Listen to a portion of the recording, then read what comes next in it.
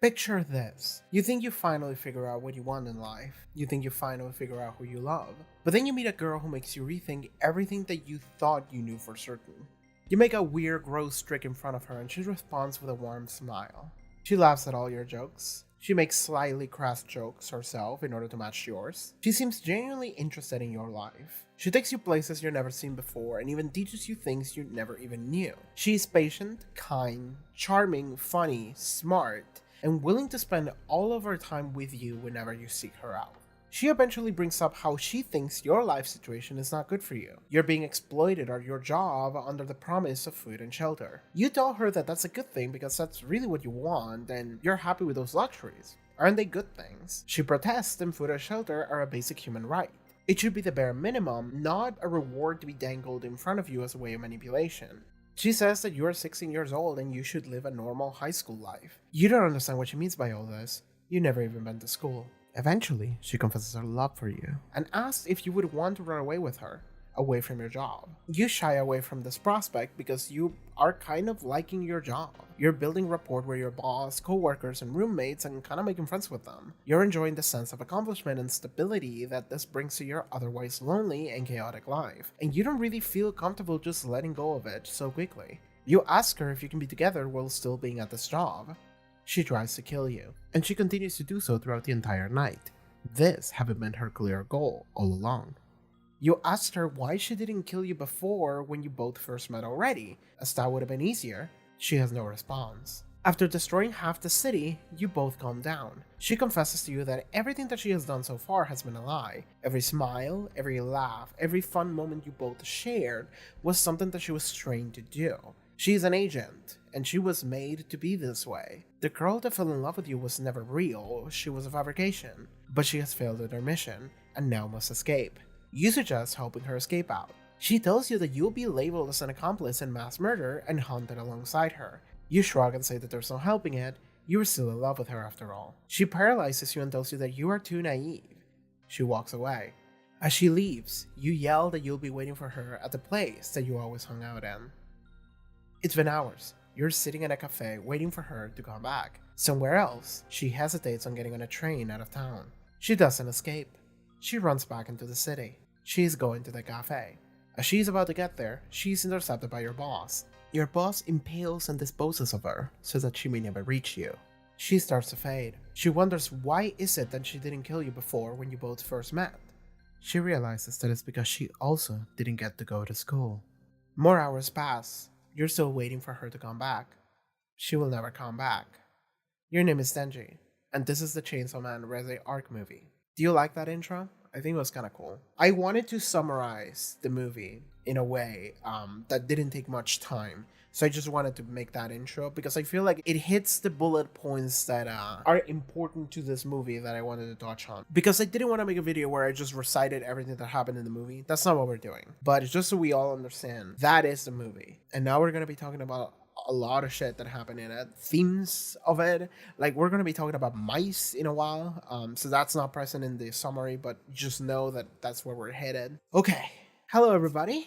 I watched the Chainsaw Man REZE arc movie. I didn't just watch the goddamn movie. I read the manga. I bought and read the manga like the day after I watched the movie. I spent the past 2 days just thinking and reading and shit about Chainsaw Man. I have so much Chainsaw Man in my brain. I am so ready for this video. Okay, so just in case you don't know me, why would you? I watched the Chainsaw Man anime when it came out a couple years ago, the first season, and I became obsessed with it. I loved it dearly, and I have to be one of the like maybe 5 people in the world that became so obsessed with Chainsaw Man and didn't go and read the manga, because I didn't. I just straight up didn't, because I have a silly YouTube channel where I was doing reactions of that season, and I was just kind of sitting here being like, well, I'll have to do reactions for the next season whenever that comes out. And then MAPPA made me wait for like 3 years, and they didn't release a season, they released a movie. And I said, I could wait for the movie to come out on streaming platforms, or I could just say, fuck it, we're just gonna do it like this. And that's what I did. I went and watched the movie at the cinema this Wednesday. It was like me and one other guy because it was a Wednesday at 6 p.m. It was a great time, honestly. I loved it. That movie was amazing, and this entire video is going to be talking about it. We're going to be talking about the movie, but we're also going to be talking about just the REZE arc of Chainsaw Man, because I had not read it until I watched the movie. I am not ahead of where this volume 6, ends. I don't know anything that happens after it, so all of this is just what I just saw. Let's talk about this movie. I already gave you the summary, so you already kind of know where we're coming from here. So now I have to figure out which topics do I want to hit, but let's start with just the movie as a movie, as like the medium of the movie. If you're here for like a movie review, that's where we're dropping here at the beginning. But the movie review is that the movie was fucking great. It was a 10 out of 10 banger. I loved it. It was amazing. I love watching it. Things that are off movie, like the adaptation of itself. The music was amazing. The animation was amazing. The pacing felt amazing. What they managed to fit into the movie was also amazing. It was like perfect movie length, because it was essentially half of volume 5 and all of volume 6. Like this, yeah.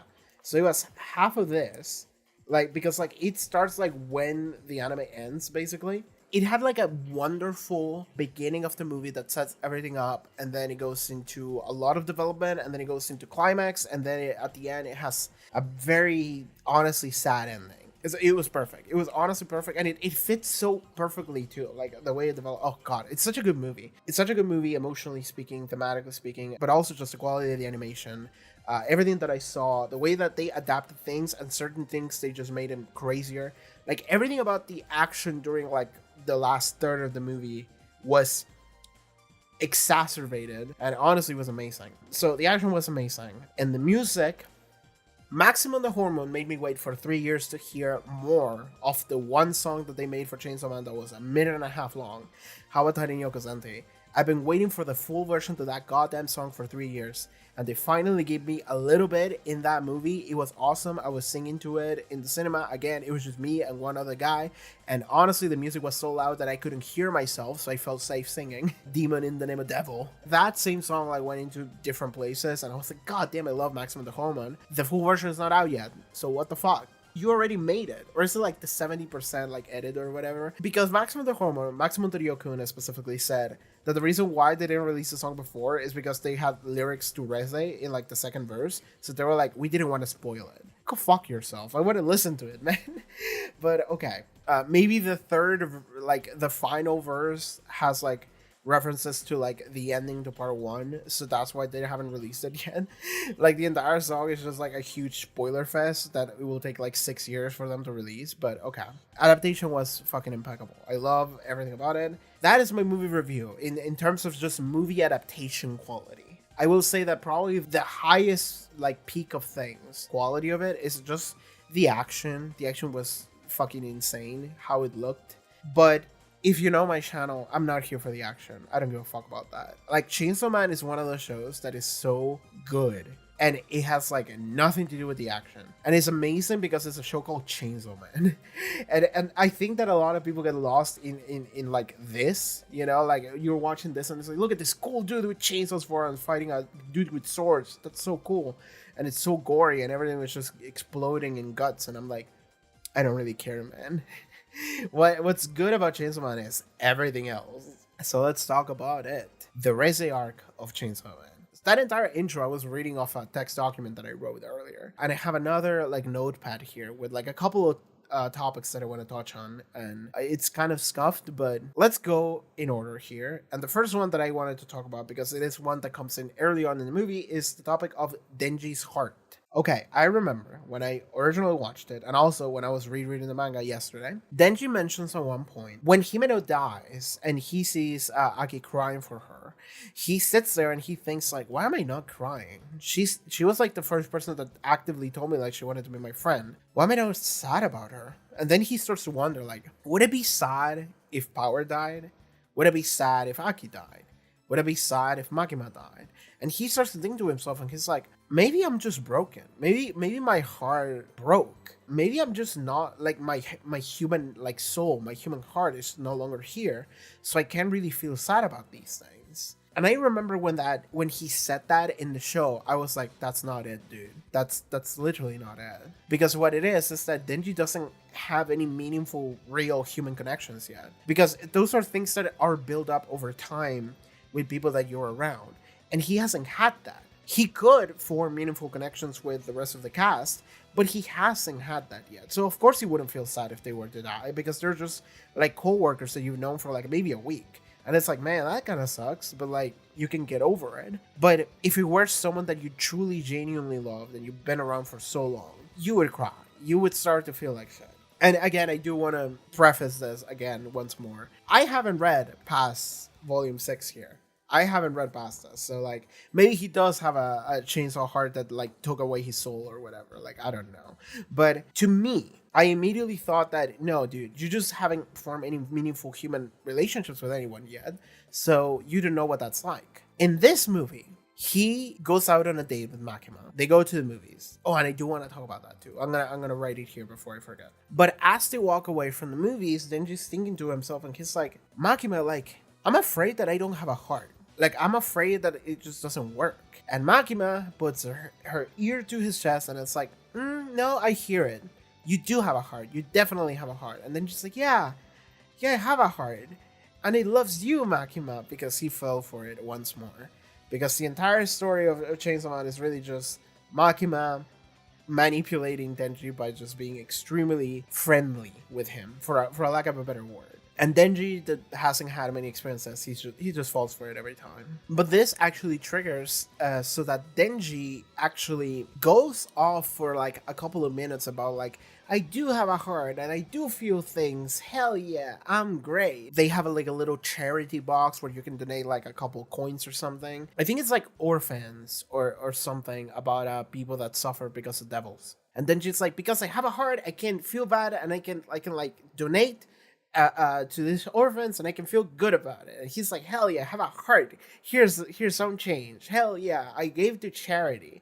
And then he eats a flower.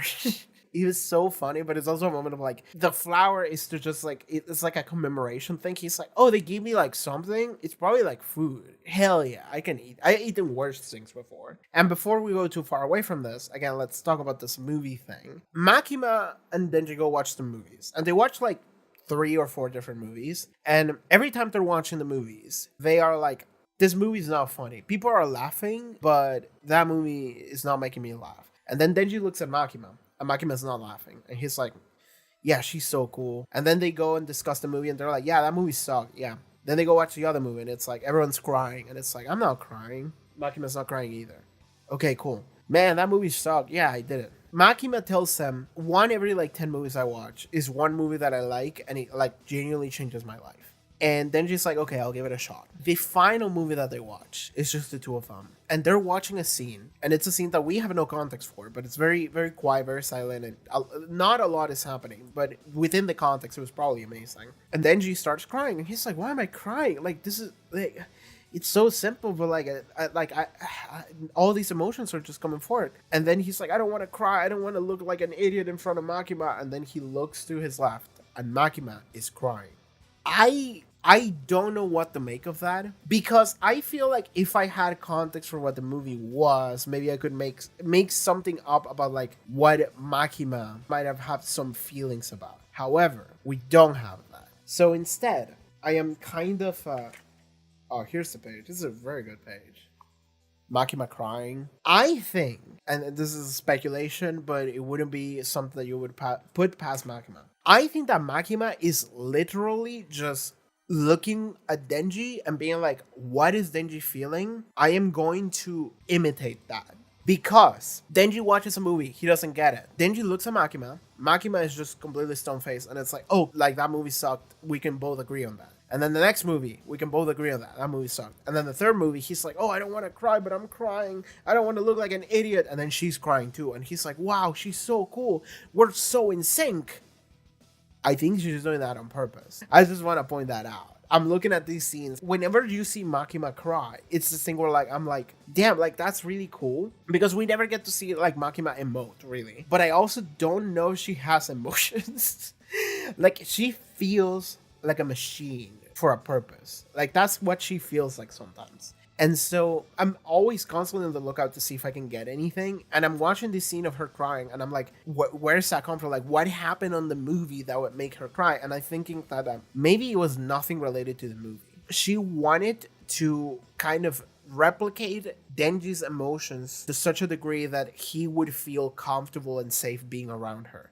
Because every time that he looked at her, he was like, she's so cool. Because he's like, oh, that wasn't funny. Oh, she didn't think it was funny too. Cool. Oh, God. Yeah, she's so awesome. Every single time. Alternatively, we could say that there is an element of humanity that Makima can look at and she can actually feel something about it. But we haven't gotten more of Makima in order to be able to say that without any certainty. So to me, it just looks like manipulation. But okay, that is the movies, a section of the movie. I don't know what else I can say about it, but I honestly just want to move forward and go into probably the longest segment of this entire video. And it's... let's talk about Reze. The character of Reze is a shining star in this movie. She is the point of the movie. She is the focus of the movie. She drives everything that happens in the movie. And I am referring to this as a movie, but I also just want to refer to it as a story. This is a story arc, and she's the point of it. She's everything in it. But she also transcends almost what we see her do here. She has a resonance in the entire story of Chainsaw Man that is very, very significant and very clear after I binge all 6 volumes yesterday. And I do want to focus on that. But before that, I just want to say that I made a post yesterday and I was like, you know what? I get it.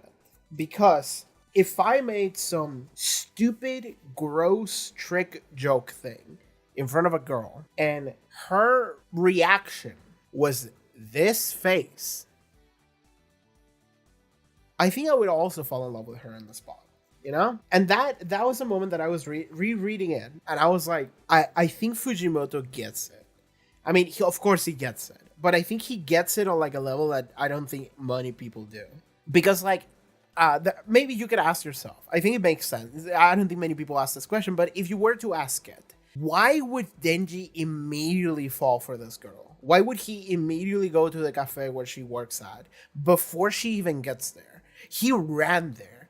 And it's like, why is he doing that? Like, why did he fall so quickly? And the answer is because of that fucking panel. Because of this look that she gave him. And it's like, well, why specifically that? Like, why is that significant? And it's because, well, Denji made an extremely dumbass, like, trick here. You know, he made something that is honestly, like, gross. Because what he does is that he ate the flower earlier. And he meets this girl, and they're just fucking around, they're just talking. She's like making fun of him because he looks like a dog that she is being reminded of. Again, another allusion to Denji being a dog. And then Denji is like, oh, I gotta vomit. And she's like, oh, I'm gonna give you a handkerchief or something. And then he's like, ugh, and he vomits the flower that they gave him earlier. And he's like, ta-da, here's the flower that I vomited. And then she grabs the flower. And she's like, thank you, that's so cool. And it's like, what? Like, Denji's reaction is literally, what? I'm looking at his face and he doesn't fucking get it.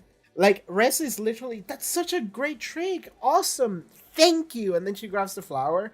And Denji has this face of like, what the fuck? Why would she react like that? What the fuck? Of course, we, the audience, we can see it and we can have immediate alarm bells because we are reading Chainsaw Man by Tatsuki Fujimoto.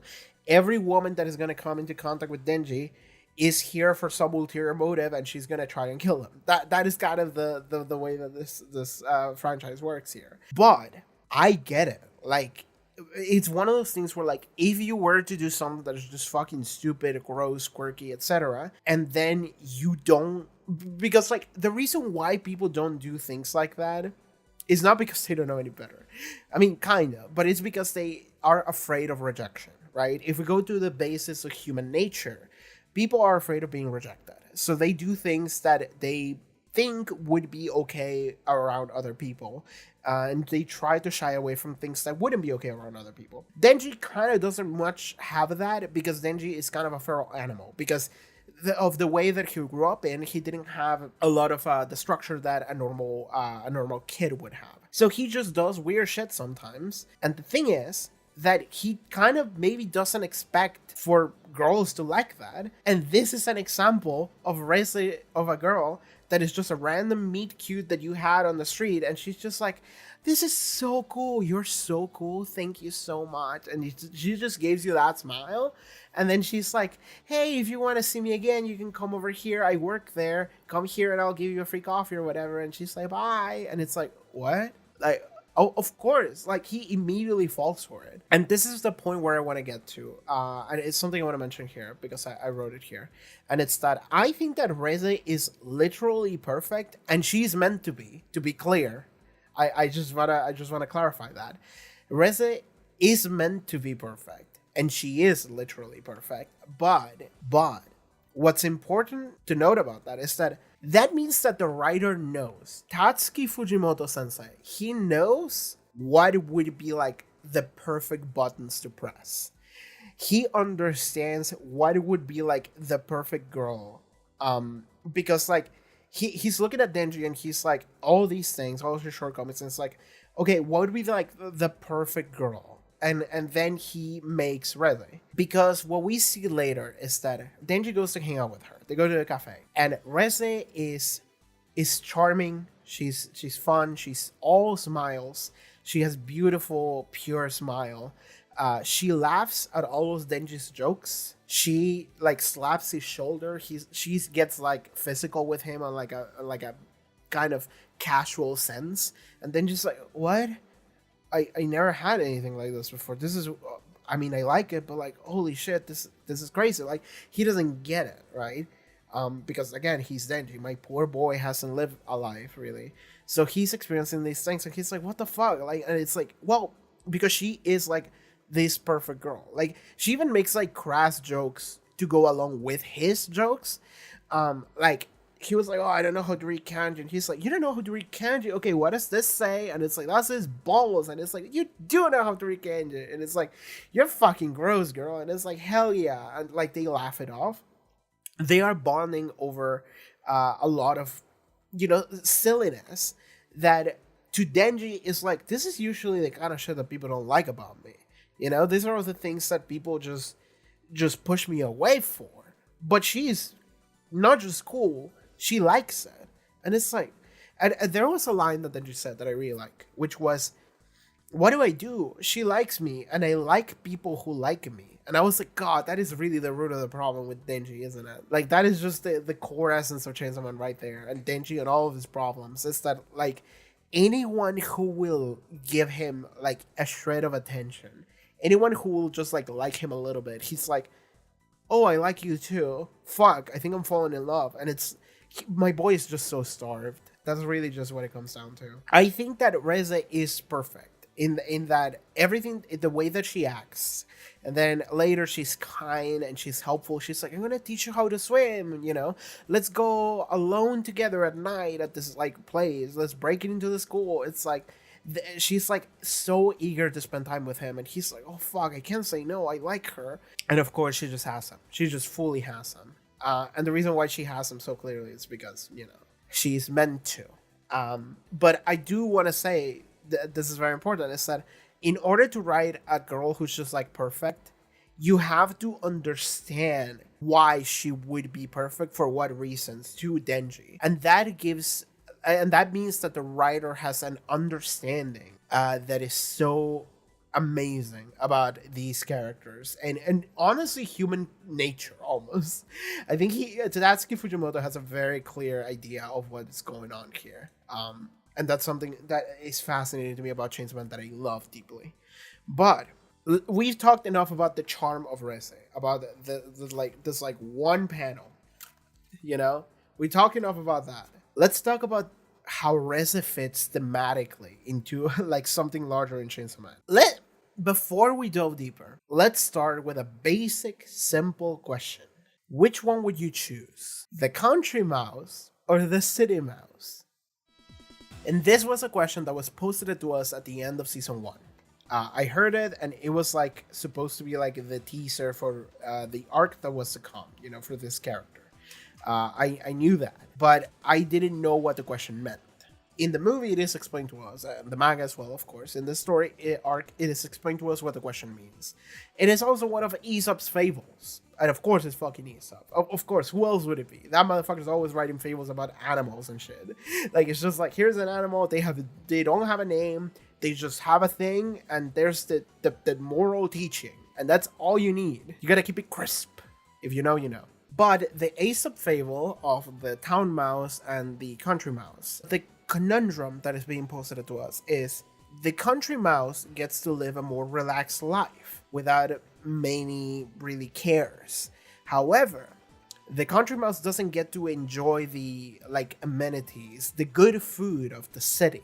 Meanwhile, the city mouse gets to. The city mouse gets to indulge, to have really good food, to go to really good spots, but the city mouse is also a danger or just getting killed by a cat or a human or whoever. Because they are living in a city, so much denser population, they are probably at risk of just getting killed. A country mouse doesn't really have to worry about that. A country mouse is just existing in the countryside, in the wildlife. I don't give a fuck about nothing. My life is chill. Maybe I don't get to have that real good food of the city, but it's chill. And Reze asks Denji this question. And Denji, of course, he says city mouse. Of course he does. We know Denji. We've seen Denji. We know what he would say before he said it.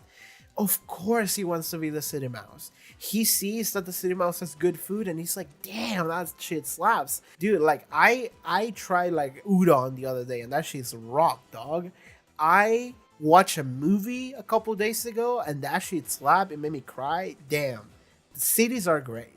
There's so many cool things to see and do and food and shit. Of course, I would take the city 100% of the time. Because Denji started at rock bottom and he's just climbing his way out of it, right? He started at the rockiest of bottoms that you could possibly imagine. Like, down body parts, 33 million yen in debt, and then died. And now he's clawing his way back into society, being like, damn, I can eat food now. That shit slaps.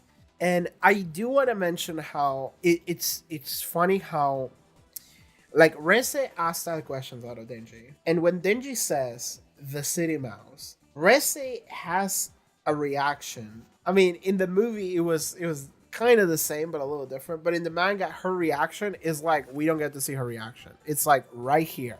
She's just completely silent, vague, fake smile. Because she did go, what? The country mouse is the best. You want to be at peace, right? Is just having food and having fun just enough? And then just like, yeah. And that's when she gives this like silent reaction. I wish I could have seen her face. But it's one of those ones where she's like, the city mouse, huh? Mm-hmm. Yes. I think the country mouse is a little bit better, you know, but the city mouse, cool. You know, like she just, she didn't like that answer for reasons that we will come to learn afterwards. And there's some meaning there that maybe you can extrapolate that I actually like, but we'll revisit that in a second. But what I was saying is that how Reze fits into the larger story. And it's that, like I just read to you, and I also said it during the bullet point summary that I made at the beginning, Reze introduces questioning of how things are in this show, in this story, really. And that is an important role to have. Because Reze is questioning a lot of the things that are given in the story so far. And that is an extremely important role to have. And one that I'm looking at her and I'm like, go off, queen. Go off, girl. Because Reze just looks into the camera, basically. She looks at Denji and she's like, food and shelter and a place to sleep. That's not a dream. And that is Denji's dream. But it starts such a, like, Denji's dream, because he was such a like horrific place when he started. Of course that he sees those things and he's like, yeah, this is the life, man. This is great. But Reze is just bringing forward the idea that it's not that that's not good. It's more so that that is a basic human right. I do like that in the movie, maybe at least in the dub that I watched, because I watched the Latin American dub. Sorry, I'm from Argentina. She did say, like, that is a human right. That is a basic bare minimum. The fact that Denji doesn't have that as the minimum is like that is the actual problem. And that is a problem that goes deeper. What Reze brings into the table is that she's a character that questions this situation that Denji is in and calls it out for what it is. Denji is being manipulated into doing whatever the fuck they want to do with him, they being Makima. But even they doesn't necessarily mean Makima. Makima is the direct person that is causing it, but really, we're talking about the state here. We are talking about the state. Because again, this is public safety. This is by the state. And something that it became very clear to me. I watched some reaction videos about the entire season 1 of Chainsaw Man like last night from some like Serbian girls that I found. They were pretty cool. They got Chainsaw Man. They were great. I also reread the entire like manga from volumes 1 to 6, and it was clear to me that Makima was a servant of the state almost. Like, I think that was something that was maybe a little bit lost in me when I watched it the first time, because I was thinking of Makima as like maybe the ultimate evil almost, and maybe she is. Who knows? This is all still up in the air. But when I was watching it, it sounded like she sounded like a servant of the state. She sounded like she follows order as dictated by the country. That's what it was clear to me. And maybe that is part of the facade. I don't know. But that is something that I saw. And now I'm looking at it and I'm listening to it and I'm like, okay, there is an added layer here that Reze is calling out. And it's that Denji is a slave to the state. The state is, I mean, really, we're talking about the army here. We're talking about public safety demon hunters are a bunch of young people that are in situations that are precarious, or they are traumatized or something, and they are preying on those situations and making it so that we can use them as an army to keep all these demons and keep the order in check. We see how often devil hunters die. Should I pull out the other mangas? All right, I got him. It's probably 3. My favorite because it's Himeno in the cover. Yeah, here it is. When all the devil hunters are gathering after the eternity devil, Himeno is drunk and she's asking one of the other devil hunters, "What's up with the rookie? Where is he?" And the other guy is like, "Oh, he died." And then they keep fucking around. They're like getting drunk and shit. And then Koveni and Arai, the other rookies, are just listening to this and they're silent. And they're like, he died so easily? And then they get told, people are always dying. None from the original team are still here. Everyone else has already died. We see it through Himeno in the sense that all of her partners died before the story even began. And then she becomes the partner that dies for Aki. Public safety is essentially a meat grinder. They're throwing people into a meat grinder in order to just go and suffer and get killed. We get to see the trauma of all these broken people, Himeno, and we get to see how they just die and they just accept dying as just part of the job. And it's like, well, it's so common that we're just casually talking about it while getting drunk. The state doesn't give a shit. The state doesn't care about you. They're using you to just go and die. And you can paint it all the way. You can paint it any way you want in terms of like, you're doing a service for the people. You're a good boy. And, you should be proud of what you're doing or whatever the fuck army thing you want to ingrain into your brain. The reality is that they don't give a fuck about you. They're just throwing out you there to die. And that's it. That is your entire role. There is this definitive, like, uncaringness for like the human condition for any of you fuckers that is going on with public safety and how it just really just the army. And that is the way that the state treats these people. And Makima is an agent of it. Makima is the agent of it that ensures that it happens over and over again. That is the way that I see her. And Reze, she's the person that brings that question forward. She's the one that actually brings it up. And it's like, that's not like, you're saying like, hell yeah, I have a good life now. That shouldn't be the good life. That should be the bare minimum. The fact that it's being dangled in front of you as a reward is not a good thing. But Denji doesn't know any better. And that is the thing, is that in a system that produces people like Denji, people that are in such precarious situations that they don't know any better, of course you can take advantage of them. Like, Denji is someone that is constantly being taken advantage of because he doesn't know any better. And that is like the entire history of Chainsaw Man. And this fucking girl is the person that brings that up. And I love her for it. This is a fucking character. I love this character, Reze. Like, she is incredible because of this. Because and that's what I mean when I say that she is like a very important character, like thematically speaking, to the story. Because like Reze is essentially the first character that we encounter that is calling out like it is for the rest of this fucking shit, for all of this. She's the first one that shows up, and it's like, what the fuck was that shit, dog? Like, what are you doing? It's so good. And it's even better because of what we found out about her later, which is where we're going here. Okay, let's keep talking about Reze. Because Reze is, as you can probably see in the background, like here, and she's pulling a pin here, she's the bomb devil. Or, you know, she has the bomb devil in her. She's a hybrid like Denji or the sword man. Surprise everybody, she was tricking Denji, and she wants to kill him. Everybody does, you know? We're watching Chainsaw Man. What the fuck are you expecting to happen? That is just what is gonna happen every time. She is tricking Denji. They go on a date together. She tries to kill him, and she tries to get the chainsaw heart. I will say Reze is extremely cool. Oh my god, look at this page that I just opened of her with her own head and throwing it like a fucking grenade. It's so cool. She's so cool. She's creepy and cool. But Reze is the bomb devil. She's trying to get the chainsaw heart. We don't really know at this point why. We just know that she lied to Denji and she wants to kill him. But we don't know how much she lied about, though.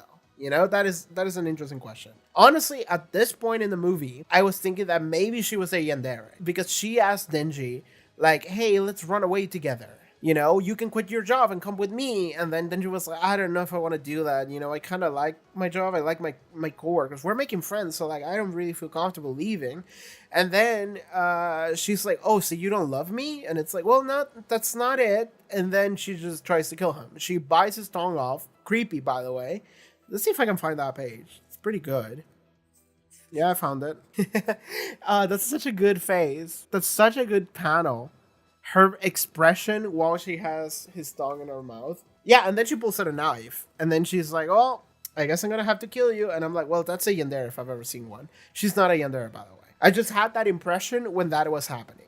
But that's not the case. She's the bomb devil, and then Denji and her proceed to just fight. Denji mounts a shark. He uses a shark like a horse. That is the thing that happens. I suppose I could talk about Beam. We're going to do that later. We're just going to focus on Reze here. This is the Reze movie. We're talking about Reze. They fight. It ends up in like a, I don't know if I would say a draw, but kind of a draw. Denji, he manages to whip out some chains from his chainsaw, trap Reze by tying both of them up and just falling at the bottom of the ocean. So they just both fall and just drown and kind of die. They don't die, but kind of die. And then Beam the shark rescues them. And then, well, we're just sitting at a shore. Reze wakes up and she's like, why did you save me? Denji is like, well, I just didn't want you to die. Then Reze is like, what if I just kill you? What if I told you I'm just going to kill you again? And he's like, well, if I die because a cute girl killed me, then I guess that's fine. And she's like, dog, what are you doing? And this is when she reveals what she's like. Reze, like I mentioned during the intro, she's lied about everything. Everything that she is a lie. All of her smiles, all of her laughs, everything that she has been, including the very good panel that I showed you earlier. That was a lie. That was a trick to the surprise of maybe nobody. That was a trick because the Reze that we knew was a fabrication. Because she is actually an agent. She is an agent on a mission. She was supposed to just get closer to Denji. So everything that she has done so far was just to get closer to Denji. So she was just playing him, you know, as everyone does in this fucking franchise. You're stupid if you think that I, like, really was in love with you. She's like, well, I have to run away now. And then just like, what if I help you run away? I still love you, so, like, I would help you run away. Denji's too good for this fucking world, dog. Denji's just too good. At this point, she's like, my guy, if you help me out, you're gonna be an accomplice of a mass murderer. They're just gonna kill you too. Like, what are you doing? And Denji's like, well, what can I do about it? Like, I care about you, so I'm not just gonna let you go die or whatever. Like, I'm gonna help you out. I can't do anything about that, how I feel, so I'm just gonna do that. At this point, Reze tells him that he is naive, punches him, paralyzes him, and just leaves him there on the beach. And then she just walk off on her own. As she's walking off, Denji is like, no, wait, I'll wait for you at the cafe where we always hang out. I'm just gonna wait for you there. And then they never saw each other again. He is at the cafe waiting for Reze to show up.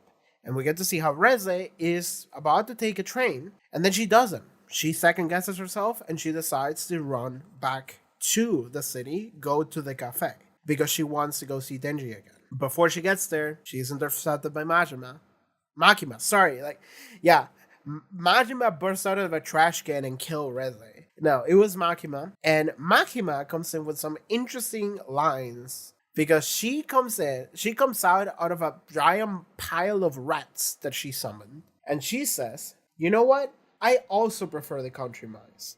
What's interesting about that, I don't know if many people noticed this, but I did immediately. Maybe other people did. But when she says that, that implies that she knew what Reze's response was to the hypothetical question. So she knows that Reze asked that a hypothetical question and gave herself an answer, which means that Makima was listening in whenever that conversation was happening at the school. Whenever Reze was spending time with Denji and she was like, hey, what kind of mice would you rather be, the country one or the city one? Makima was listening in. She probably had a rat in there that was listening in. She's constantly keeping an eye on Denji, so she probably saw all of that happen. And then she comes here and she's like, I also like the country mice, However, Makima's reasons for liking the country mice is different. Because Reze says that the country mice likes to live peacefully. But Makima says, well, I go to the camp every fall or whatever because I have a couple friends that live in the countryside and I go help them out. Whenever I go help them out, it turns out that the rats are plague almost upon the crops. They become an issue whenever we want to grow crops. So we have to get rid of the pest. So we actually just go and get them and kill them all. And then she says, I don't know why, but I find a certain satisfaction in doing so. That is why I like the country mice, because I like killing them in order to maintain the agriculture or whatever, in order to maintain the control that we have over nature, over the crops. I like to cull them out. That's why I like them. Which the hint there being Reze is the country mouse. She enjoys the idea of being the country mouse, being someone that is free and gets to live a peaceful life. And Makima is I like them because I like to kill them to retain control. So then she kills Reze. And I do have to say, I say that Reze dies, but she's like Denji. She's like a hybrid or whatever. So she's likely not dead, which is a horrifying thought. Because between being dead and being captured by Makima, I think I would rather be dead. I don't know what Makima would have in store for me, but I wouldn't want any of it. That woman's terrifying. So for all intents and purposes, I'm just going to be referring to Reze as dead, but there are fates worse than dead. I'm just going to leave it there. Maybe we'll get to see what that is like in the future, but right now we're just going to leave it there. I don't want to think about it. I don't have much to do if I just start thinking about what could happen to poor old Reze here. But she gets impaled by the Angel Devil and Makima, and she doesn't get to fight back. She just gets impaled and passes out. And what's tragic is that she passes out right in front of the coffee shop in the alleyway, and it sucked because I knew exactly what was gonna happen before it happened. Whenever I saw Reze hesitate, and then I saw her run all the way back, and I think it's all the same shots from the end of the first season of the anime, the shots where she was walking there in order to tell you that she's going to the cafe. I saw that and I was like, she's gonna go to a cafe to meet up with Denji. And in my head, the entire movie, I'm like, there is a 0% shot that she survives this movie. I was thinking this character is dying this movie. This is the beginning and end of her arc. So whenever she survived the fight, I was like, what the fuck? And then whenever this starts happening, I'm like, Makima's gonna kill her. Makima's gonna fucking kill her. She's gonna die tragically 10 feet away from Denji. And that's exactly what happens. Denji will never know that she was going to go meet him. Denji will never know that she was gonna go and try to hang out with him. Makima just got rid of her. That's it. Done. And I have to say, her last words fucked me up. They hit in a manner that I was not expecting anything to hit. They caught me. They fucked me up good because as she is passing away, impaled, bleeding out on the floor, she's just looking at Denji and she's like, why didn't I kill you when I could? And then she says, honestly, I think the truth is that I also didn't go to school. I feel shivers just by just remembering and repeating those lines. It fucked me. It fucked me up good, dog. It really just got me. Where the fuck is it? It's right here. I also didn't go to school. And like the significance of that is so perfectly set throughout the movie and when it gets there, or just, I say the movie, but it's really just the arc, right? The arc, because what she comes and represents into the story is that she comes in here and she tells us like it's fucked up that Denji doesn't get to have a normal life. He didn't get to go to school and he doesn't get to go to school. He's still in the school age. He's not in school. He instead is essentially a child soldier. He's a child soldier for the state. They're just throwing in there and fucking like you are forced to be here until you die, and we don't care when you die. Like that's it. You don't get a choice on the matter, and we're just gonna make you think that you have it good because we're gonna give you food and like a bed. And Denji's like, hell yeah, a bed. But Reze is the person that understands that is fucked up. Reze is the person that understands that is not good enough. Reze, she gets it. She gets it more than anybody. And the reason why she gets it more than anybody is that we get told. Sorry, I skipped this part, but we get told by Kishibe, he's telling Aki, there were some rumors, some like old wives' tales of children being taken by the Soviets that were orphans, and they just threw them into some kind of bunker, and they just fucked with them and did experiments on them, and they became guinea pigs because they just wanted to make them useful for the country. Some American journalists found out that that was true, and that just came out, and we just know that that was part of history in this world. And Reze was one of those children. She was an orphan. She was taken and forced to comply, to experiment, and to become whoever she became in order to fulfill a mission for the state. Reze is Denji. She is a mirror of Denji. She's the same. They are the same. I mean, Denji's much more of an idiot and much more horny, but like they are the same in that Denji is forced to comply for the state, and the same way that Reze is. Reze is forced to comply with what the mission they sent her out to do. And whenever she dies, quote unquote dies, her final words are, I think the reason why I didn't kill you is because I also didn't go to school. She recognized a kinship in someone like Denji because Reze, and like that's the reason why Reze gets it. I mean, Reze is also smarter. She had probably like training and shit in order to become like a really good agent. But that means that she gets to think for herself on some level. And that means that she understands that the situation that she's in is also not good. And maybe she doesn't want to think about it too much because like maybe she was taught not to think about it too much. She was beaten out of her so she wouldn't be able to fight back. But she gets it. She recognizes it in Denji, and she can call it out. Why is it fucked up that Denji is the way that he is in the situation that he's in? But Reze is in the exact same situation. And she like has that realization in her final moments where she's like, I'm realizing that I also didn't have the life that I wish I had had. Neither Denji nor her had that. They are mirrors of one another. They are poor children that were kidnapped by the state and forced to be slaves to them without actually having any care about what would happen to them. They are tools and weapons to be used and nothing else. And like that's why it fucked me up the end of this.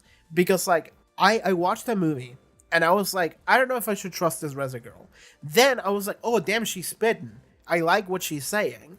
Then I was like, oh, is she like a Yandere type? And then I was like, oh, she was lying about everything. And then at the end, it's like, maybe she was lying about everything, but maybe what we saw that happened between them, maybe the moments that we saw them share of smiles and laughter, maybe those were moments that they wish could be true. Maybe these are moments that are not just things that Denji wished he had. Maybe these are moments that Reze also wished that she had, which is why she comes back to Denji at the end. She doesn't get there, but that's why she comes back. Because she thinks about it and she's like, Denji is seeking the same thing that I'm seeking. And I didn't realize that that's what I was going for, but I do now. She just wants to have a genuine human connection, something that she was deprived for all her life. She's forced to be in the situation that she's in. She doesn't have an out, the same way as Denji. And she can call it out and say it like it is for Denji, and she's doing so in a way to manipulate him into fulfilling her mission. But after all said and done, she's like, I'm the same way. I also want, to just be with him. And that is what I left that movie and I was fucked up. I left that movie fucked up because, like, I enter something with Chainsaw Man and I am expecting to leave being like, man, another woman fucked my boy Denji off, Like, because that's kind of what happens in Chainsaw Man. That is like Tatsuki Fujimoto's kink. But no, I exited this movie sad because I was like, that was it. That was like the perfect human connection for Denji. Both of them are in the exact same circumstance. They understand one another in a way that nobody else could ever understand. And they both wanted the same thing, and they just realized it too late. She realized it too late. And then Makima had to come in and just take that away. And like Denji just sat there waiting for her. Because like Denji understood her in a way that she didn't understand at the time, but then she was like, you know what? That's true. And I don't think Denji even understood. He just operates on feeling because he's Denji. But like he was right though. And then Reze was like, you know what? Yeah, like I want that. Because like all of those moments that they had earlier at the school, learning how to swim and shit, they were fake. But there was like now, honestly, I want to rewatch the movie. It's like it's not airing anymore. But maybe now I want to rewatch the movie if I could, whenever it comes on like streaming platforms, and be like, I feel like if I were to rewatch it, I would come away with like a different perspective on certain things. Because like Reze as a character gets completely recontextualized once the movie's over. And that is making me think to scenes like the one I showed you a little bit sooner. This fucking page. Denji is like, I prefer it to be the city mouse. And Reze is like, hey, but the country one is better. The piece is much nicer. And then Denji's like, yeah, but it's nice to just eat good food and have fun in the city. And Reze is like, then that's good enough for you? And then she's like, yeah. And then she has this reaction, which is a reaction that we don't see. But I am inclined to believe that that is a real reaction. I think like maybe there is a part of Reze that is like, I want him to say the country mouse because I want him to realize that this is not good for him.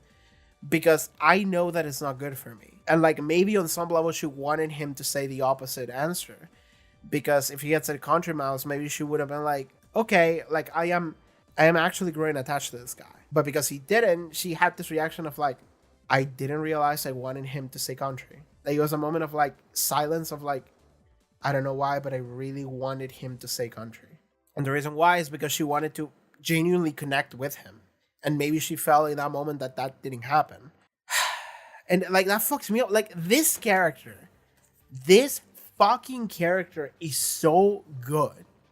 It's so good. Like I cannot believe how good this character is. Because also what she represents in the larger fucking story. Because again, she calls it out. She brings forward everything that the story has been so far. And it's like, isn't that fucked up? And it's like, yeah, it is.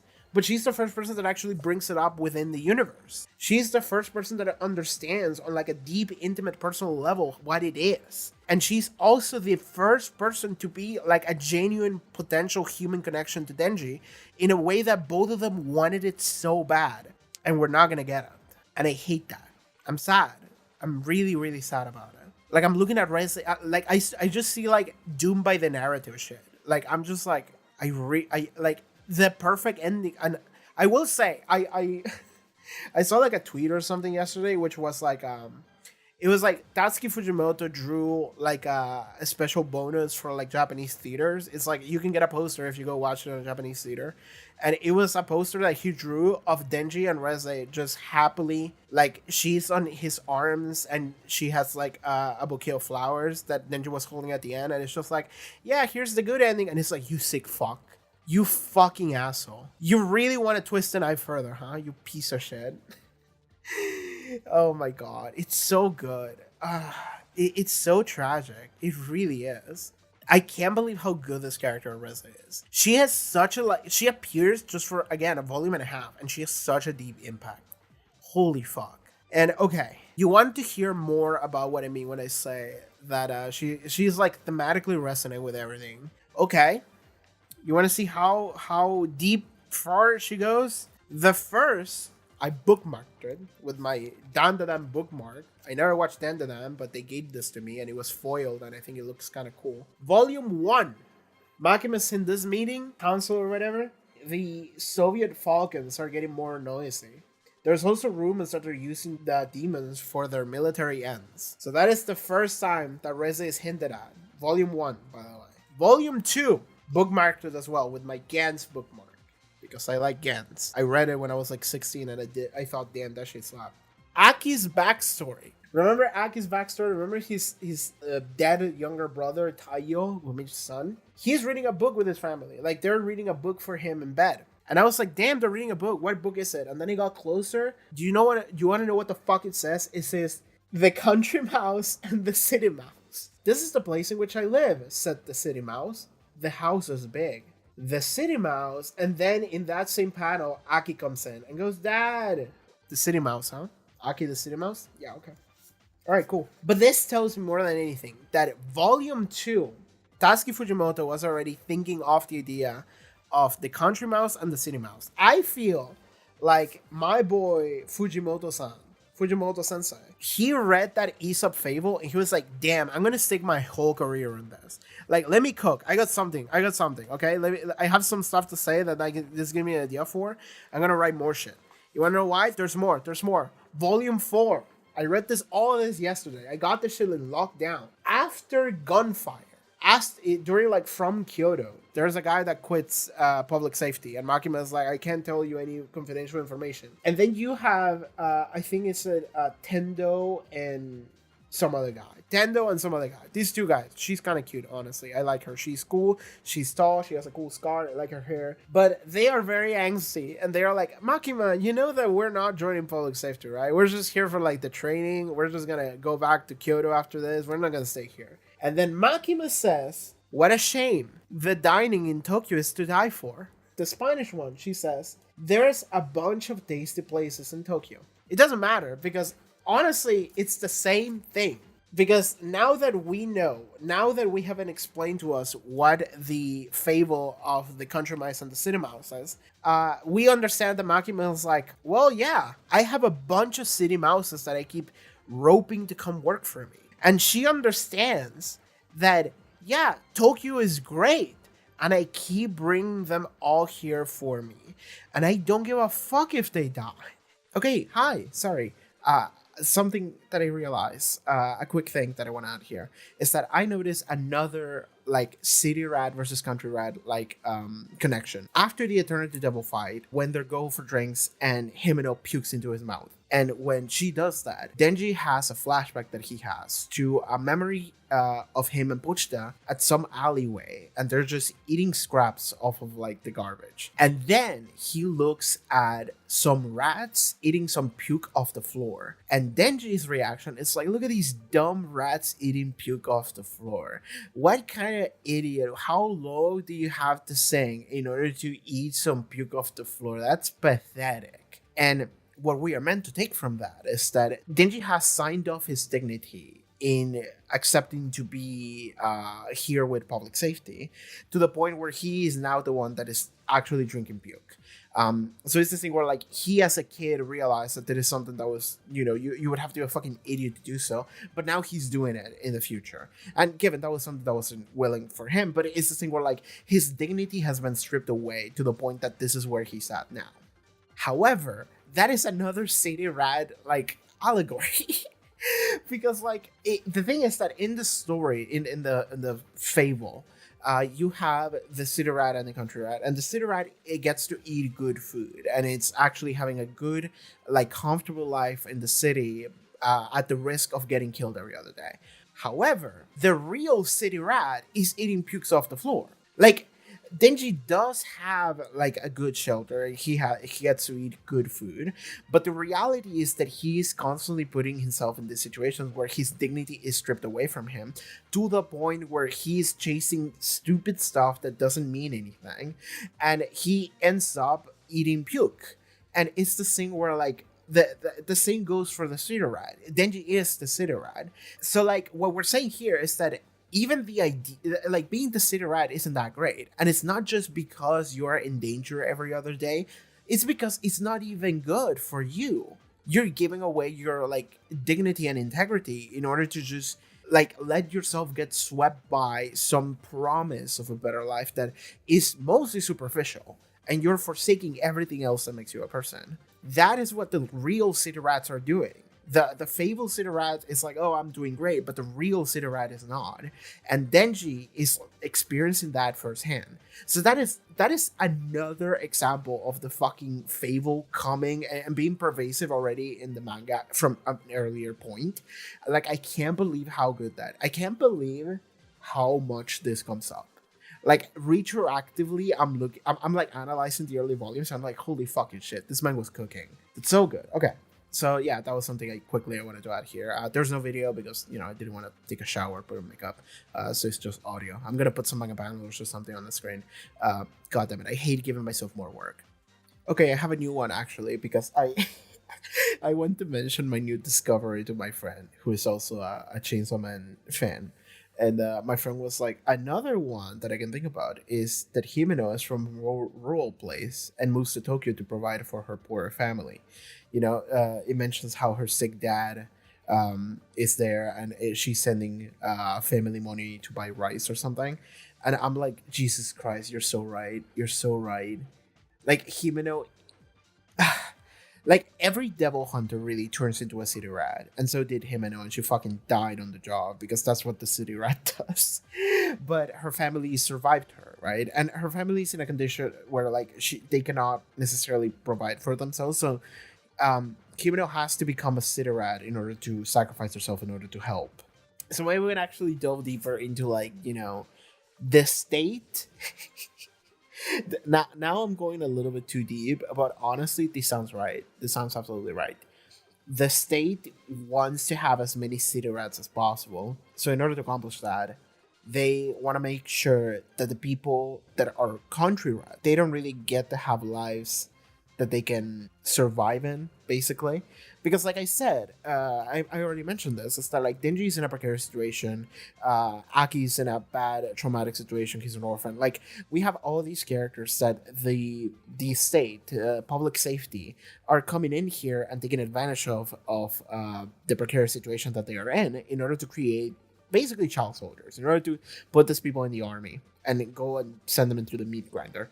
So of course it benefits the government to like not give benefits to the people of the country that like need it, right? We have a bunch of country rats and it's like, well, they are dying, they don't really have money, they cannot survive, so then someone has to turn into a city rat in order to be able to pay for them, in order to be able to afford and make sure that everyone is safe. We can actually maybe even draw something larger and say Kobeni. Kobeni is here because she's from a larger family and she has to be the like sacrificial lamb in order for the rest of her family to be doing okay. I mean, it is abusive what is happening to Kobeni herself, but it is another example of like, they cannot provide for themselves. They have to work for somebody else. If I want to go any deeper on this, I'm just going to pull out the image that is just like El Problema es el Capitalismo. And like, I always can just go default to that. That's the kind of channel that I run. But, it sounds redundant at a certain point. So I'm just going to shut up. Yeah, that's another thing that I didn't realize. Like, my friend pointing out the Himeno thing, I'm like, you're so right, actually. Devil hunters can be country rats, but they are in situations where they are forced to turn into city rats in order to survive. My friend is like, yeah, you do have a point. Because the way I see it, I said here, is that I think Aki has been turned into a city rat because that is what Makima does. She pulls people away from their situations and turns people into city rats, which are slaves to her, to public safety, and to the state. So that is what they want to do. Jesus, I love Chainsaw Man, dude. Okay. I should talk like a nebulous, corrupted government in Chainsaw Man. And I could do and should talk real corrupted government in real life if I wanted to. I do live under one right now, unfortunately. But I'm just gonna move on. I'm sounding redundant at this point. Okay. Thanks a lot. Bye.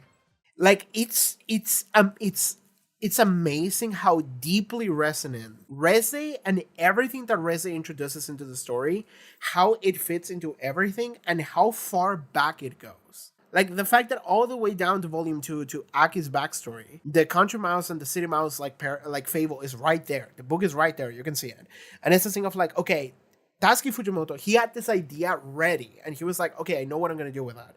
So all of this, he knew what he was wanted to do. He had this done and ready to go. So that's why this character is so good, because she introduces everything that matters about this fucking story in just one arc, and then it becomes a because like, okay, we're just gonna now swerve once more. It's not really a swerve, but it's more so I want to point out, and maybe this is just a little on me, but I don't think it is. Because we can focus on, people are tools of the state. The military doesn't give a fuck about you. You're just being used. You're being manipulated, etc., etc. There's a tweet here that I found that I was like, yep. That's it. That's it, man. You got it. There's a lot about that, being denied basic things that you should have. There's a lot of that, how easy it is to manipulate people that when they don't have basic human conditions in order to survive, because the state itself ensures that doesn't exist. There's a lot going on there, but at the end of the day, at the end of the fucking day, you want to know what matters? Genuine human connection. And I think that is why Chainsaw Man like tickles my brain in a way that nothing ever did, almost. Like straight up. I struggle to think about anything that has tickled my brain in the exact same way that Chainsaw Man has ever done. And it's because every single character, Reze, Denji, Aki, Himeno, Power, every single fucking character here, they are traumatized by their circumstances. Aki lost his entire family, he's an orphan. On essentially like a massive scale terrorist demon attack. Reze was never afforded the ability to have a life, neither did Denji. Power is learning how to become more human, and she's growing to have attachments. She had an attachment to Nyako, her Neko, her cat. And I think she's starting to get attached to some of the other characters as well in our main cast. And Himeno, God, dear Lord Himeno, I love you. Like, she's been extremely traumatized by the death of her partners, one after the other, so much so that when she gets shown a shred of kindness, of care from someone, after like fully accepting that the world that she lives in is completely devoid of it, she sees that Aki is actually a shining light in a world that doesn't have that, and she's like, I'm gonna do anything for this man. Like, he needs to live. I'll die for him. I cannot let this guy go. And like, the thing is that every single one of these characters is fucked up. Rez is fucked up. She tries to kill Denji. Himena is fucked up. She tried to kill Denji in order to save Aki at that one point. Power has tried to kill Denji. Like, every person here has tried to kill Denji. Even Aki just like started beating up Denji like the moment that they met. Like, everybody here is fucked up and mean or like abusive on some level. But like, the truth is that every single one of these people is broken. They are broken by the system and the circumstances in which they live. They are broken by the state that they operate under. They are broken by the circumstances that they were born under. They are broken by so many of these factors that they have no control over. And what they are is essentially them trying to pick up pieces and make up what they can with what they have. Which is why the ending to Reze is so tragic to me. Because I'm looking at her and I'm like, she is another Denji. She is another Denji. Like, I'm looking at her and I'm like, she also didn't have any of those things. And if because like, that's the thing, it's that you see them and it's like, what if they were normal children? What if they could have gone to school together? Like they said, what if Denji could have gone to school? What if Reze could have gone to school? What if they were classmates? What if they were friends? What if they hung out and went to play video games at each other's house or something? Like, what if that happened, huh? That would have been nice. But that was not the life that they had. But it is the life that they wanted. And it certainly is a life that Reze realized too late that she wanted. And that makes me sad. That makes me really, really sad. Chainsaw Man. This thing. This thing fucks me up, dude. It's so good. You don't get. This is why I have been insane about Chainsaw Man for so long. For years now. This is why my passion about Chainsaw Man has not waned, even though I watched the anime like 3 years ago and then nothing else. I might just go and read the manga, honestly. Like, I might do it. Like, if Mappa doesn't announce anything within the next like half a year, I might just go and read the manga, because like I can't wait another 3 years for like whatever the fuck they want to do. It's like, no, you need to adapt the rest of this part or whatever, or I'm just gonna go read it. Like, I cannot wait 3 more years or something, dude. I can't. I really can't. I love this series so much. But like at the same time, it fucks me up because like I'm reading these volumes and they're amazing, but I'm gonna praise Mappa here. Like, the adaptation in animation that I saw in the movie, but also the show, everything is just so well done. It's so cinematic, and it really just heightens those emotions. Whenever I watched the ending of that movie, it really fucked me up. It really, really fucked me up. And I don't think I was that fucked up when I read it here in the manga. I thought it was sad and tragic, but I was like, damn, the adaptation did such a good job at heightening those emotions. So like, I almost just want to wait for that to happen. You know, the death of Himeno, and like, I think Himeno is done so well in the adaptation for the anime. I think she's done so well. And that is one of those things where I'm like, well, if I were to meet another Himeno and I could fall in love with a character like that once more, then I guess I would want to see it in animation. But then I don't want to wait so long, dude. If I want to go circle back to the movie, I don't know what else I can talk about here. I mean, I have certain things. I will say, okay, I wrote something here that is a thematic pull of the trigger, pun intended. I do think that Reze is a thematic pull of the trigger.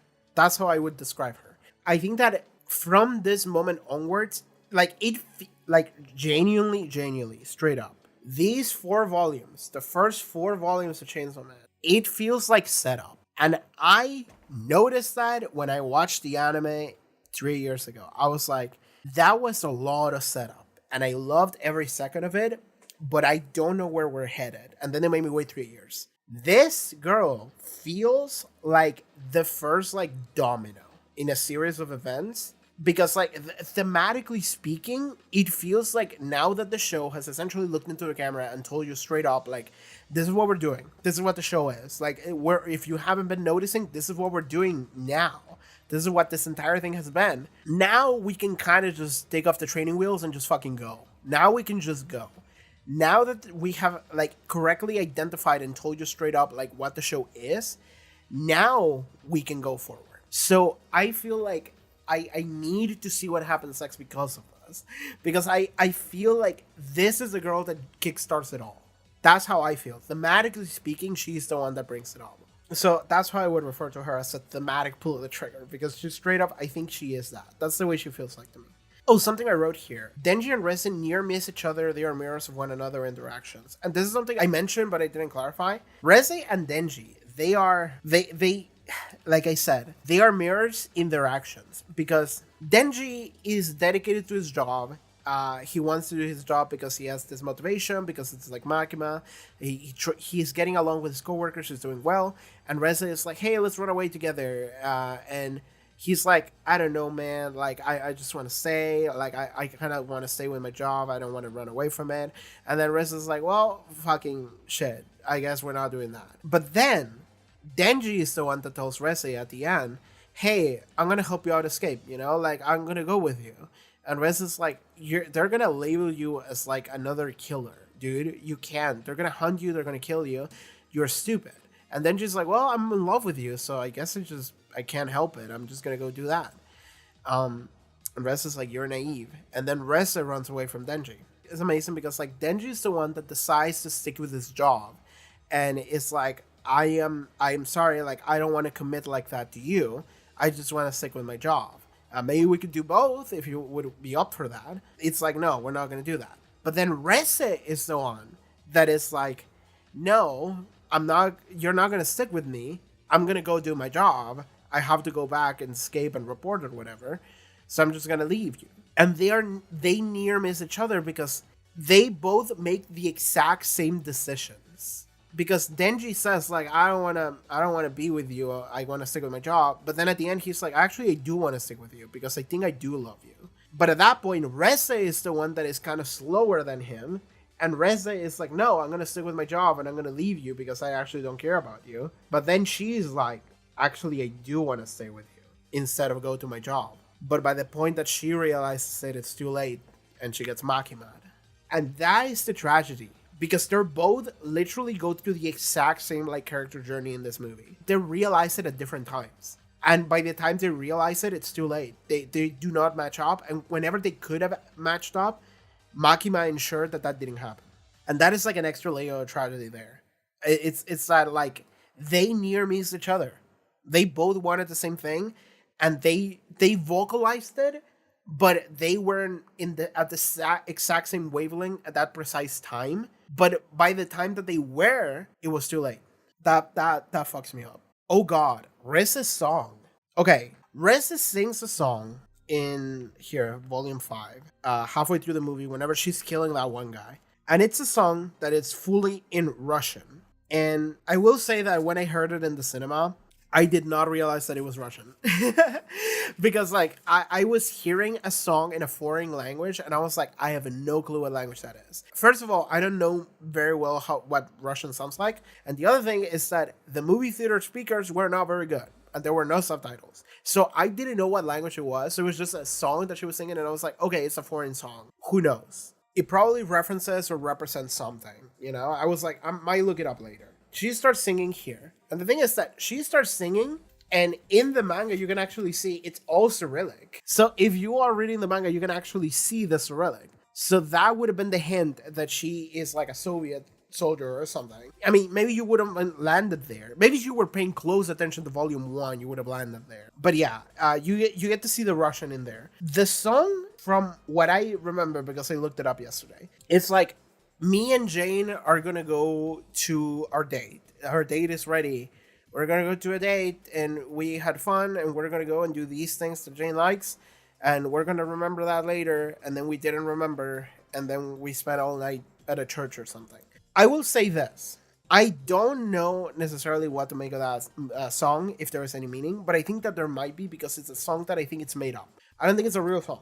I could be wrong, but I looked it up, and I don't think it's real. However, I messaged a Russian friend that I have, and I was like, can you translate this song for me? Can you translate these manga pages?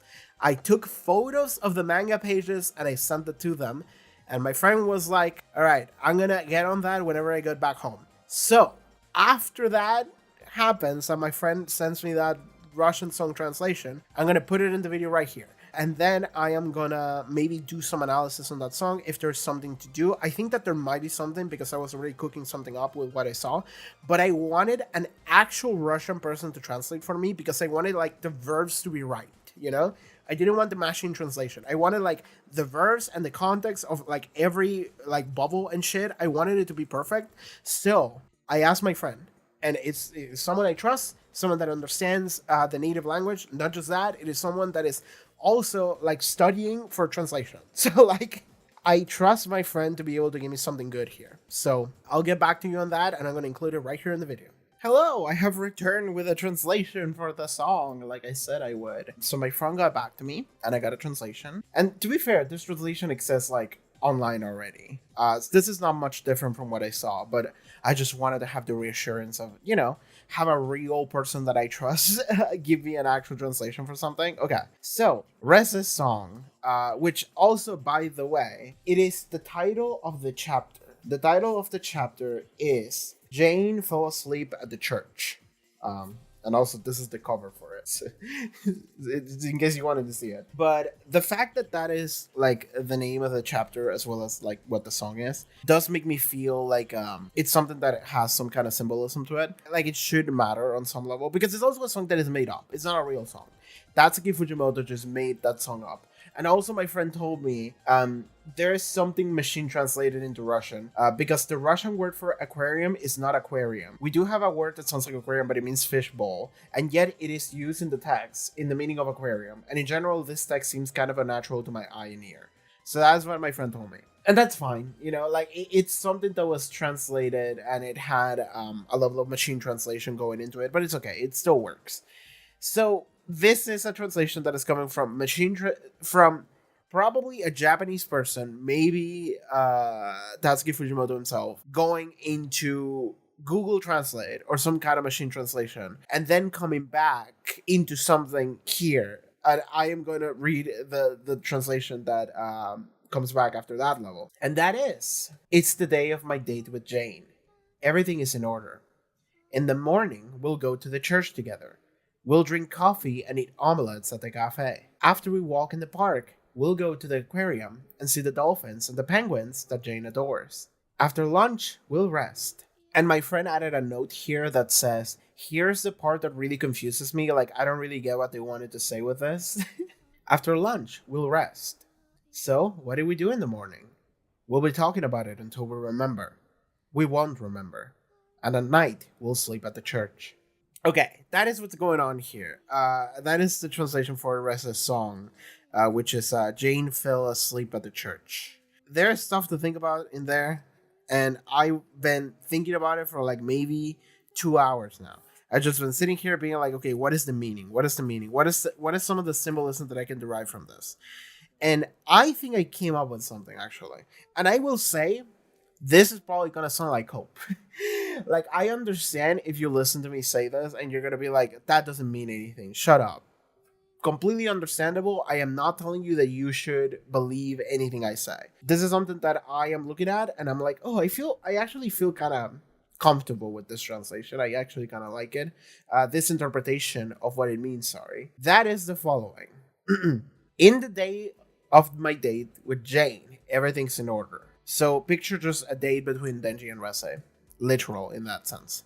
In the morning, we'll go to the church together. The part of the church is what stumped me the most. Everything else I can see, I can draw some lines. But the church is something that I was like, what does the church mean? Because the church is kind of like in the title of the song and it comes up twice. But I was like, okay, what do you go to a church for? You go to a church for like praying. Okay. Praying is really just like hoping. Let's be honest with ourselves. Praying is just like hoping that something happens, you know, praying for good things. So maybe going to the church means hoping that the date is gonna go well, you know? We're hoping that this all works out.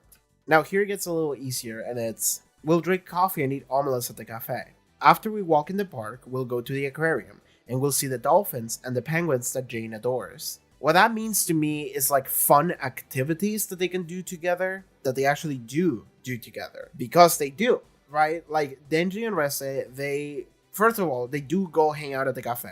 They fuck around there. Denji visits the cafe multiple times. Then they go to the school. They learn how to swim. They do the classroom bit. And then they go to the festival. So they actually do have all these activities that they're doing together. They are going on dates. So this is all working out here. I'm drawing lines. After lunch, we'll rest. That to me sounds like the fireworks scene. The scene after the festival where they're just standing there and they're talking. So, what do we do in the morning? To me, saying that they went to rest and then they were talking about like, what do we do? Sounds like they forgot everything that they just did. This is why this is confusing when you read it the first time, because it like kind of doesn't make sense. But like, okay, we went on a date, we went to the park, to the aquarium, it was great, we rested. Wait, what did we do? We'll be talking about it until we remember, and we won't remember. To me, that sounds like they forgot the time that they spent together, not in a literal sense, but in like a, they didn't realize that that time that they spent together hanging out, that was actually meaningful. Because we know that Reze is the secret agent and she was actually lying the whole time. Like, we know that she did all of that just to like trick Denji. But what to me that maybe signifies is that there was value and meaning in that she didn't realize. She forgot what everything that they just did because she wasn't kind of paying attention to it, because that wasn't her goal. So saying to me, what do we do in the morning? We'll be talking about it until we remember. We won't remember. That sounds like we'll be talking about it until we remember is like them fighting all night, really, because that's what happens. They are just fighting all night, and they are not remembering the actual important part of what they did, which is the sharing of time that they had, because that really is what matters here. The song then goes, we won't remember. Losing the plot of what they both desire, because like that is really what it is. Like, Denji wants genuine human connection, and Reze doesn't realize that is what she wants until the very end when she goes back to the cafe. And saying that they won't remember is them failing to realize what they want and what they can have until it is too late. They had all of those good times. They went on dates, they were hanging out, and they were having a lovely time at the school, at the festival, at the cafe, and they forgot. They forgot that that was the thing. They forgot that that is something that mattered. They got distracted by, like, my mission, we have to fight, I have to kill you, whatever. And they forgot. Reze mostly forgot. And then the final line, at night, we'll sleep at the church. If the church, this is, again, the church is the part that stumps me the most. Like, I think everything makes perfect sense until I get to the church, and at the church, I'm speculating. But the church, to me, if we're gonna go by the idea that the church is like a place you go to pray, so it's something that you hope, going to the church means that you are hoping for something. Maybe going to the church means that you will be still hoping for that genuine human connection. At the beginning of the song, you went to the church together because you were hoping that they would, like, matter. It would be meaningful. Then you had a great time together. Then you forgot about the good times you had together, decided to kill each other, and you didn't remember those good times until it was too late. And so, at the end of the song, we go back to the church where we sleep, hoping that I'll finally have that connection that I always yearn for, you know? That is my interpretation of the song. And a couple of things to add on to here that I realized and I was told. And it's that in the Kenshi Yonezu intro for the movie Iris Out. The video for that actual intro is on YouTube, so I can go watch it, and I did. And during that intro, my friend told me, like, oh, parts of the song are in that intro. And I was like, really? And there is a moment in the intro where Denji, he's asleep at the subway, going with Power and Aki to work. And he falls asleep. And while he's sleeping, he's dreaming of some psychedelic shit. But then he's, like, spinning around with another woman. And we don't get to see her face. We don't get to see her features. But there is a woman that Denji's with. And then they're together, and then they're at some kind of park or something, and then she leaves something in his hand, and she runs away. And then Denji is thinking about it, and he is like, we see flashes to what seems to have been a lovely day that they had together. And we see how they're eating omelets together and drinking coffee. We get to see how they went to the aquarium together, and they're looking at dolphins. And then he opens his hand, and the thing that she left in his hand was a pin. And then he explodes. And then he wakes up. And then he's like, oh shit, I was at the subway. Okay. And then the intro keeps going as normal. So we're directly saying, like, okay, the Jane from the song and Reze are the same girl. Because Denji and Reze are going on the dates that Jane describes that she goes in the song. They're going to the aquarium. They're going to have omelets and coffee. Like, it all lines up. So the lyrics to that song are what they do together. And it's like, of course, like, when she sings the song about, like, dating someone, Jane dating another guy, like, of course, that's what we're thinking. The immediate line goes there. But the actual deeper meaning in that song is what actually, like, stumped me. And I was like, there is something here. And I think that there was. Like, personally, I believe in the, like, dumbass, like, meaning that I found. If you don't want to believe in it, that's okay. I'm not gonna make you, but I do like what I cooked up here. I love the idea of, like, them going on this lovely date and then being like, wait, what did we just do? We'll talk about it until we remember. We won't remember. It's this thing of, like, they just forgot all of the good times that they had because it wasn't important. That was just Reze's mission. That was fake. But then it's the realization that it was actually real, but she just didn't realize that that's what she wanted, you know? And she won't realize that until it is too late, saying, we won't remember. I love that. So that can be something. I just squeeze an extra, like, 15 minutes out of this fucking song.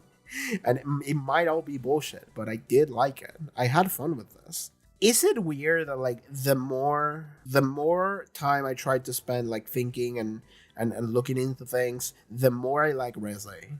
Like, I just straight up, and that's so weird to me because, like, when I was watching the movie, I was like, I don't really care about Reze that much, you know, because it's difficult for me to, like, care about a character that, like, is that level of like, clearly manipulative on some level. Like, I think that she's delightful. I think that she's all smiles. She's so charming.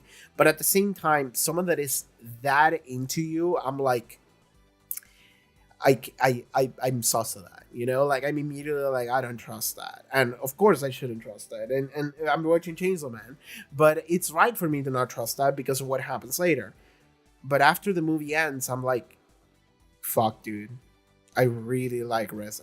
I really like REZE because there's so much complexity behind like something that we never got to see, and it only comes across at the ending in front of nobody, just to us. And that is so tragic to me. I really like REZE. That's such a good character, Jesus. I think that's it. I don't think there's much else to say. I will say that because I was watching the intro, I also added Iris Out. That's the name of the song. I added it to my playlist and I was listening to it on loop. And there, that song slaps. The worst part about it is that it's only like 2.5 minutes long. It should be at least 4. This is a short ass song. I love it. It's so good. My favorite part of the song, by the way, the lyrics of the song is just a movie. It's just like, you know, there's a girl here and she's fucking with me, but I love her. It's great. But my favorite part of the song, and this is something I noticed by myself, by the way, I didn't look it up anywhere, but it's something my ears picked up on. There is a part of the song where he sings Darren, Darren. When I was watching it at the cinema, I was like, he's saying Dare, which is Japanese for who. And he's just repeating who. And I didn't have any context for what that was. I was just like, oh, that's what he's singing. I just know the word. Then I'm listening to a song and I think like, maybe he's saying darling. And I looked at the lyrics and he's singing darling, the word in English, darling. But I'm listening to it and I'm like, it does sound like he's saying dare. Because of the pronunciation of Japanese, it sounds like he's saying both words. And then I'm like, I think he's doing that intentionally. He's saying the words darling and dare at the same time, by utilizing the pronunciation, so it sounds like both. He's singing dare, dare, dare, dare. And what's good about that is that it both apply. Because if you look at what the movie is, he's singing darling in that, oh, girlfriend, and then dare, who? And it's Denji's, entire qualm of like, oh God, Reze or Makima, who's the right choice? And then he just freaks out about who to choose. So the entire song is just like, so that part of the song to me is like, oh, he's struggling to choose who's going to be his girlfriend. And all that is being conveyed through one word that is being pronunciated a little weird. And it's so good. It's so good. I like that a lot. Also, just the fact that we don't know Reze's identity. And that is also part of what they're going for with the ending song, which is Jane Doe, which also connects to the Jane song. But it's just the idea that we don't know Reze's true identity or if she even has one, due to the background that she has. So that also goes hand in hand with dare, as in who. It's like, yeah, who is Reze? So that's also another triple meaning in one word, by the way. And by the way, while I'm in here, another thing that I thought about what the church could mean in the song is actually like your job. Because I was thinking about like, what is a church? And I'm like, well, a church is a place for hoping. But I was also thinking like a church, depending on who you ask, could just be duty, right? Because a church for many families, many people, is just like a place like you have to go to. Because some religious families, like maybe they're not listening to like the true meaning of what it means like to be religious, and instead they're like about the duty, you know, the obedience of going to church every Sunday, whatever, and that's just it. So it's like a task that you have to perform. So if we go by that interpretation, we can say that them going to the church is them going to work. And to their jobs where they are essentially slaves. So at night, they go back to the exact same spot where they are continuing to be slaved away by the state, which they are. That's literally how this scene, how this entire story arc ends. That's how it starts, that's how it ends. So maybe that is a possible interpretation. And a final thing I probably should say here is that whenever I'm saying all this shit, you should never like put much belief into me. Because like you need to understand that when I'm trying to figure out like the symbolism of certain things or like the meaning of certain things, and I am stretching. I am stretching as far as I can to a degree that in my head makes sense. But if you think that this is all insanity, that's completely fine. I don't blame you for it. That's fine. I that's okay for me. So yeah, just understand that what I'm doing here when I'm trying to figure out the meaning of all this. If you want to believe in it, then that's fantastic. I'm glad that I said something that made sense to you.